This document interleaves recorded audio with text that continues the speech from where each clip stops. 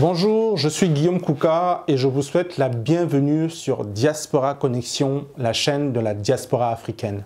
Alors, quand on parle de diaspora africaine, on pense tout de suite aux millions de ressortissants des États d'Afrique qui sont nés après les indépendances dans les années 60 et 70 et qui se sont installés en Europe, aux États-Unis, au Canada et ailleurs. Mais on oublie qu'entre le 16e et le 19e siècle, plusieurs dizaines de millions d'Africains ont été déportés pour être réduits en esclavage. Déportés dans le Nouveau Monde pendant la période qu'on appelle la traite négrière transatlantique. Pendant 4 siècles, des dizaines de millions d'Africains ont été arrachés à leurs terres. Ils ont été obligés d'emprunter des routes sans retour, à travers mer, terre et océans, pour travailler dans des plantations de sucre, de café ou de coton, assurant ainsi la prospérité d'autres personnes et d'autres territoires que le leur.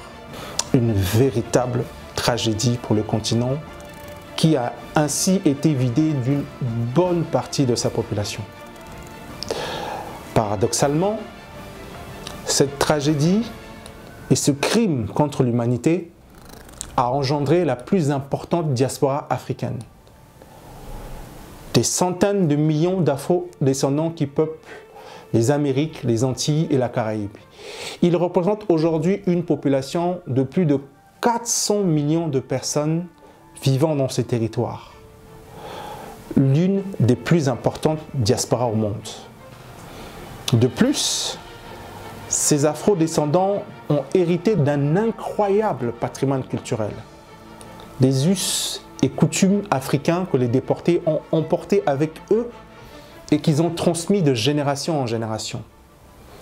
Des danses, des cultes, des noms, des histoires, des traditions, des commémorations directement issues d'Afrique et qui ont traversé les continents, le temps et les âges. Les Afro-descendants recherchent-ils leurs origines? Cherchent-ils à se reconnecter avec le continent de leurs ancêtres?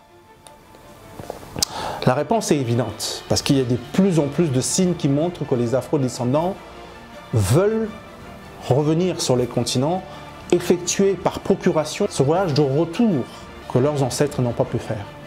Le succès de l'année du retour organisé par le Ghana en 2019, où les images de personnalités afro-descendantes qui sollicitent et obtiennent des passeports africains sont là pour le démontrer.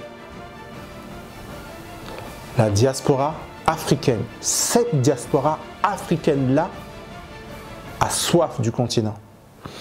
C'est pour elle que nous avons créé Diaspora Connexion. Parce que Diaspora Connexion veut leur raconter l'histoire de l'Afrique et l'histoire de sa diaspora. Une histoire racontée par les Africains, pour les Africains. Pour ce faire, nous allons poster régulièrement, chaque mois, au moins une vidéo. Mais nous allons également organiser des conférences en ligne, des masterclass et des webinaires pour donner la parole à des spécialistes de l'histoire de l'Afrique, de la traite négrière et de l'esclavage. Si tu fais partie de cette diaspora-là qui a soif d'Afrique, celle qui veut revenir sur le continent, ou si tu t'intéresses tout simplement à l'histoire de l'Afrique et de sa diaspora, je t'invite à t'abonner à Diaspora Connexion, à cliquer sur la cloche pour recevoir des notifications à chaque fois que nous posterons une nouvelle vidéo. Mais surtout, et c'est pour ça qu'on a créé Diaspora Connexion, à venir laisser un commentaire, à venir donner ton avis sur l'histoire de l'Afrique et de sa diaspora et de la façon dont, effectivement, on peut reconnecter la diaspora avec les continents. Je vous dis donc à très bientôt sur une des vidéos de Diaspora Connexion.